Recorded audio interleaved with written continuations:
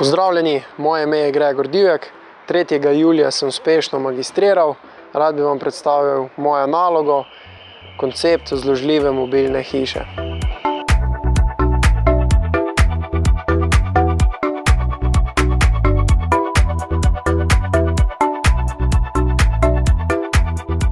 Torej, če primerjamo sorodne koncepte, poznamo nekako bivalne prikolice, potem poznamo mobile homes, kot temu rečejo Američani, to je lahko seveda z lastnim pogonom ali pa brez lastnega pogona, poznamo neke kontejnerske bivalne enote, no potem pa so ljudje v bistvu že začeli izdelovati neke improvizirane hiše, ki so jih na to pritrdili na podvozje prikolic, obstajajo pa že tudi nekakšni van mobili, ki se raztegnejo in nazaj sestavijo in s tem nekako povečajo bivalni prostor.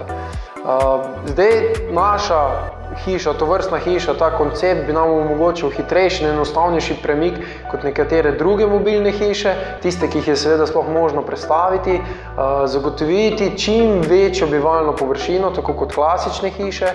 Hiša bi bila pritrjena na podvozje prikolice, katero premakne vlačilec.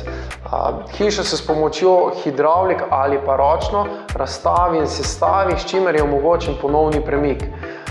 Tovrstne hiše bi bile namenjene predvsem mlajšim generacijam oziroma vsem tistim posameznikom in družinam, ki bi se pogosteje selili, se pravi menjava lokacij, služb in tako dalje.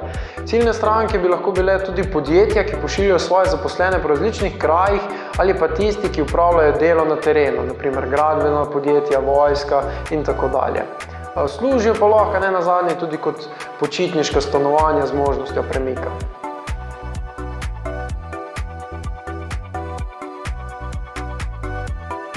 Torej, naš koncept bi želeli nekako, da omogoča prostornino mobilne hiše in pa hkrati tako enostaven premik, kot je bivalna prikolica. Obstaja že kar nekaj idej, kako bi se stanovanja lahko sestavljala in razstavljala, s tem omogočala večjo bivalno površino. Do težav pride na premičnih delih, ker mora biti vodovodna in električna napeljava ves čas sklenjena.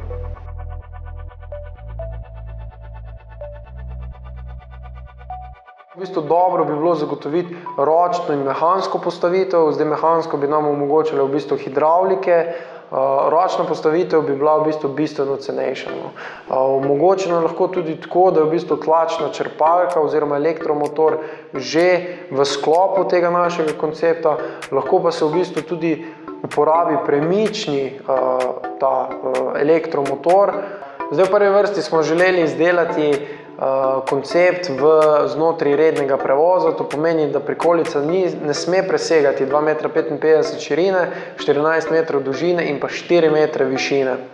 Hkrati smo morali upoštevati tudi pravilnik o minimalnih tehničnih zahtevah za gradnjo stavb, kateri govori, da v bistvu svetla stanovanjska višina mora biti nekako 2,5 metra oziroma ne sme biti nižja od 2,20 metra, hkrati pa širina ne sme biti manjša od 1,90 m. Zdaj, ker smo se znašli znotraj nekih omejitev, smo zato morali uporabiti čim tanjše plošče, in sicer naše plošče so bile v prvi fazi debele 6 cm.